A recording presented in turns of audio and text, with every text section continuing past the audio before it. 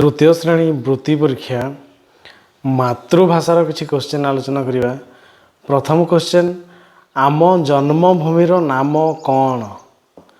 Option होची Asia, पृथ्वी, Bharat, America. तेबे एक नंबर प्रश्नर उत्तर हो आम जन्मभूमिर नाम ऑप्शन ग भारत। तेबे यार सठिक आंसर हम ऑप्शन ग भारत। यापर दुई नंबर प्रश्न आमे आम जन्मभूमिर कौन कामना करिबा। ऑप्शन क होची हस, ख होची सुख, ग होची सेवा, घ होची अशुभ। तेबे यार सठिक आंसर हम ऑप्शन ख सुख। आमे आम जन्मभूमिर सुख कामना करिबा। कौन जगह कौन लिखा सुख कामना करिबा। ऑप्शन ख हो ठीक आंसर। यापर 4 नंबर प्रश्न नाची नाची ता चरण धोए। एठारे किए चरण धोइबा कथा कह जाइछि। ऑप्शन क होची सागर, ख होची झरणा, ग होची नदी, घ होची वर्षा। तेबे यार सठिक आंसर हम नाची नाची नाची ता चरण धोए। एटा होची ऑप्शन क सागर कथा कह जाइछि। यापर 5 नंबर काहार मिठा गीत आमर प्राण को मोहि निए। काहार मिठा गीत आमर प्राण को मोहि निए। ऑप्शन क होची सागर, ख होची बण जंगल, ग होची चढ़ई, घ होची छोट पिला। तेबे यार सठिक आंसर हो ऑप्शन ग चढ़ई। तेबे चढ़ई रो गीत आमर प्राण को मोहि निए। यापर 6 नंबर जछना शब्दर अर्थ केउंटी बाछ। ऑप्शन क होची खरा, ख होची जह्न, ग होची चंद्रकिरण, घ होची परिष्कार। यापर जछना शब्द यार सठिक आंसर हम चंद्रकिरण। चंद्रकिरण को आम जछना बोली कही था। ऑप्शन 6 रो ग होची ठीक आंसर। यापर 7 नंबर निर्मल शब्दर अर्थ केउंटी बाछ। ऑप्शन क होची सफा, ख होची मैला, ग होची गलिया, घ होची असुंदर। तेबे निर्मल शब्दर अर्थ हो ऑप्शन क सफा। सफा हो ठीक आंसर। यापर 8 नंबर गहन शब्दर अर्थ केउंटी बाछ। ये गहन शब्द यार अर्थ कौन? ऑप्शन क होची पतला, ख होची गहलिया, ग होची सरू, घ होची मोटा। तेबे ये गहन शब्दर अर्थ होची गहलिया। ऑप्शन ख हो ठीक आंसर। यापर 9 नंबर कुसुम शब्दर अर्थ केउंटी बाछ। कुसुम ऑप्शन क होची फूल, ख होची कढ़, ग होची पत्र, घ होची डाड़। तेबे कुसुम शब्दर अर्थ ऑप्शन क फूल हो ठीक आंसर। यापर 10 नंबर सागर शब्दर अर्थ केउंटी बाछ। सागर कहले आम कौन बुझा। तेबे सागर शब्द क्या सहित सामान अच्छी पोखरी ना नदी ना कूओ ना समुद्र। तेबे सागर को आम कौन कहीपर ऑप्शन घ हो समुद्र ठीक आंसर। यापर 11 नंबर निम्नोक्त मध्यरु केउंटी समुद्रर प्रतिशब्द अटे। प्रतिशब्द समचारित समय प्रतिशब्द कौन ना गोटे हूँ उर्मी, आउ ढेउ, सिंधु, मही। तेबे यार सठिक आंसर हम ऑप्शन ग सिंधु। सिंधु हूँ समुद्रर प्रतिशब्द। ऑप्शन ग ठीक आंसर। यापर 12 नंबर निम्नोक्त मध्यरु केउंटी आकाशर प्रतिशब्द। आकाश कहले आकाश भली बुझुथिबो। गोटे देखिए नभ, मही, धरणी, सुमन।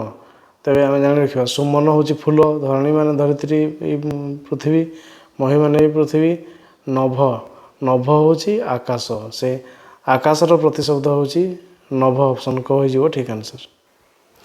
यापर 13 नंबर सेही मो प्रिय जन्मभूमि कवितार केतोटी पद अच्छी। ऑप्शन हो 7, 5, 4, 6। तेबे यार सठिक आंसर हम ऑप्शन क 7टी पाद अच्छी। ऑप्शन क ठीक आंसर। यापर 14 नंबर आम जन्मभूमिर पाद किए धोई दिए। ऑप्शन हो नील सागर, नदी, पुष्करिणी, वर्षा जल। यार सठिक आंसर हम ऑप्शन क नील सागर। तेबे नील सागर आम भारत जन्मभूमिर पाद धोई दूची। यापर 15 नंबर विहग आम प्राण को किपरि मोहि निए। ऑप्शन हो उड़ी उड़िका, मधुर गाने, डालरू डाल डेई, बसा भितर रही। ତେବେ ଆମ ପ୍ରାଣକୁ ମୋହିନିଏ କିପରି ନା ମଧୁର ଗାନ ଗାଇକି ଆମ ପ୍ରାଣକୁ ମୋହିନିଏ। ଅପସନ୍ ଖ ହେଇଯିବ ଠିକ୍ ଆନ୍ସର୍। ଏହାପରେ 16 ନମ୍ବର ଝରଣା କିପରି ଜନ୍ମଭୂମିର ଦେହକୁ ଛୁଏଁ? ଅପସନ୍ ହେଉଛି ଝରି ଝରି, ନାଚି ନାଚି, ସରାଗେ ନା ଦୁଃଖରେ। ତେବେ ଏହାର ସଠିକ୍ ଆନ୍ସର୍ ହେବ ସରାଗେ, କାରଣ ସରାଗେ ତା'ର ଦେହଟି ଛୁଏଁ ବୋଲି ଗୋଟେ ଅଛି ପଦ୍ୟରେ। ତେବେ ସରାଗେ ଛୁଏଁ ବୋଲି ହେବ ଅପସନ୍ ଗ ଠିକ୍ ଆନ୍ସର୍। ଏହାପରେ 17 ନମ୍ବର ସାଗରର ନୀଳ ଲହରୀମାଳା ଜନ୍ମଭୂମିର ଚରଣ ଧୁଏ ବୋଲି କବି କାହିଁକି କହିଛନ୍ତି? ଅପସନ୍ ହେଉଛି ଜନ୍ମଭୂମିର ସେବା କରୁଥିବାରୁ, ଖ ହେଉଛି ନାଚି ନାଚି କରି ଧୋଉଥିବାରୁ, ଗ ହେଉଛି ଆମ ଦେଶର ଦକ୍ଷିଣରେ ସମୁଦ୍ର ଥିବାରୁ, ଘ ହେଉଛି ଜନ୍ମଭୂମି ଦେହରେ ଅନେକ ଝରଣା ବହି ଯାଉଥିବାରୁ। ସାଗରରେ ନୀଳ ଲହରୀମାଳ ଏହା କେଉଁଥିପାଇଁ କୁହାଯାଇଛି ନା ଆମ ଦେଶରେ ଦକ୍ଷିଣରେ ସମୁଦ୍ର ଥିବାରୁ। ଅପସନ୍ ଗ ହେଉଛି ଠିକ୍ ଆନ୍ସର୍। ଏହାପରେ 18 ନମ୍ବର ତାହାରି ସେବା ଆମରି କାମ କବି ଏଠାରେ କାହାର ସେବା ପାଇଁ କହିଛନ୍ତି? ଅପସନ୍ ହେଉଛି ପିତାମାତାଙ୍କର, ରୋଗୀମାନଙ୍କର, ଜନ୍ମଭୂମିର, ବୃଦ୍ଧ ଅକର୍ମଣ୍ୟର। ତେବେ ତାହାରି ସେବା ଆମର କାମ ଏହା ହେଉଛି ଅପସନ୍ ଗ ଜନ୍ମଭୂମିର ସେବା ପାଇଁ କବି ଆମକୁ କହିଛନ୍ତି। 19 ନମ୍ବର କୁସୁମ ଶବ୍ଦର ପ୍ରତିଶବ୍ଦଟି ବାଛ। କୁସୁମ ହେଉଛି ସୁମନ, ଧରଣୀ, ଉର୍ମି, ବିହଙ୍ଗ। ତେବେ କୁସୁମକୁ କହିବା ଆମେ ଫୁଲ। ତେବେ ଏ ଫୁଲ କାହା ସହିତ ସମାନ ନା ଫୁଲକୁ ଆମେ ସୁମନ କହିବା। ଧରଣୀ ମାନେ ପୃଥିବୀ, ଉର୍ମି ମାନେ ଢେଉ, ବିହଙ୍ଗ ମାନେ ଚଢ଼େଇ। ତେବେ ଏଇ ସୁମନ ହେଇଯିବ ଠିକ୍ ଆନ୍ସର୍। ସୁମନକୁ ଫୁଲ କୁହାଯାଏ ବା କୁସୁମ କୁହାଯାଏ। 19 ନମ୍ବର ଅପସନ୍ କ ହେଉଛି ଠିକ୍ ଆନ୍ସର୍। ଏହାପରେ 20 ନମ୍ବର ଜନ୍ମଭୂମିର ପାଦ କିଏ ଧୋଇ ଦେଉଛି? ଅପସନ୍ ହେଉଛି ପିଲାମାନେ, ଝରଣା, ନଦୀ, ସମୁଦ୍ର।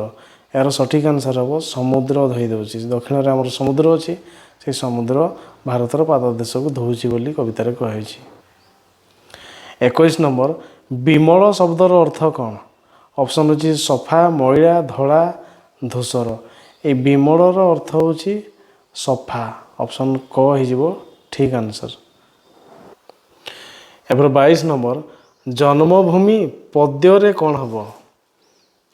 ଲେଖା ହେଇଛି ଜନ୍ମଭୂଇଁ, ଜନ୍ମଭୂଇଁ, ଜନ୍ମଭୂଇଁ ଏବଂ ଜନ୍ମଭୂମି।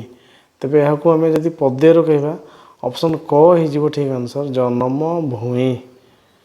ତେବେ ଜନ୍ମଭୂମିକୁ ପଦ୍ୟରେ ଲେଖିଲେ ଜନ୍ମଭୂଇଁ ହେବ।